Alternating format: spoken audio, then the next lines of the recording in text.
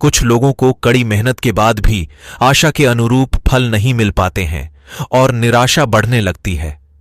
ऐसी स्थिति में सकारात्मकता बनाए रखनी चाहिए और मेहनत में कमी नहीं करनी चाहिए। इस संबंध में गौतम बुद्ध से जुड़ा एक प्रसंग प्रचलित है, जिसमें सुखी जीवन और सफलता पाने के सूत्र छिपे हैं। अगर इन सूत्रों को जीवन में उतार लिया जाए तो हम कई परेशानियों से बच सकते हैं और अपने लक्ष्य तक पहुंच सकते हैं। यहां जानिए वह प्रसंग जिसमें बताया गया है कि हम कैसे सफल हो सकते हैं। प्रचलित प्रसंग के अनुसार एक बार अपने शिष्यों के साथ किसी गांव में उपदेश देने जा रहे थे। गांव पहुंचने से पहले रास्ते में उन लोगों को जगह जगह बहुत सारे गड्ढे खुदे हुए दिखाई दिए।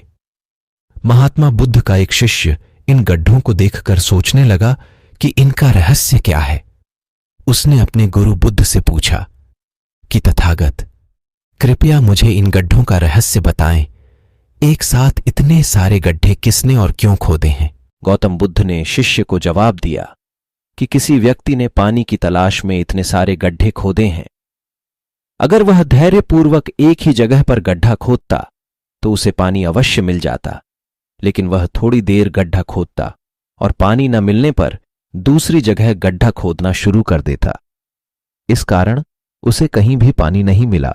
बुद्ध ने शिष्यों को समझाया कि अगर कोई व्यक्ति किसी काम में सफल होना चाहता है तो उसे कड़ी मेहनत करनी होती है, लेकिन कड़ी मेहनत के साथ ही स्वभाव में धैर्य होना भी जरूरी है। कभी कभी लंबे समय तक मेहनत करने के बाद ही सफलता मिल पाती है। ऐसी स्थिति में व्यक्ति को धैर्य बनाए रखना चाहिए, वरना सफलता नहीं मिल पाती है। भगवान गौतम बुद्ध जी कहते हैं, बुरी बातों को बार बार याद करने से हमारी परेशानियां बढ़ती हैं और मन अशांत होता है। इसीलिए दुख देने वाली बातों को भूलकर आगे बढ़ना चाहिए। इस संबंध में गौतम बुद्ध का एक प्रसंग प्रचलित है। गौतम बुद्ध अलग अलग क्षेत्रों में भ्रमण करते और अपने शिष्यों को उपदेश देते थे। एक गांव में वे उपदेश दे रहे थे। बुद्ध ने कहा कि क्रोध ऐसी अग्नि है जिसमें क्रोध करने वाला खुद भी जलता है और दूसरों को भी जलाता है। बुद्ध के प्रवचन सुनने के लिए बड़ी संख्या में लोग वहां बैठे थे। उन लोगों में बहुत गुस्से वाला एक व्यक्ति भी बैठा हुआ था। उसे ये बातें पसंद नहीं आई। वह अचानक उठा और बोलने लगा कि बुद्ध, तुम पाखंडी हो। बड़ी बड़ी बातें करना ही तुम्हारा काम है। तुम लोगों को भ्रमित कर रहे हो। तुम्हारी ये बातें आज कोई मायने नहीं रखती हैं। व्यक्ति लगातार बुद्ध को अपमानजनक बातें सुना रहा था।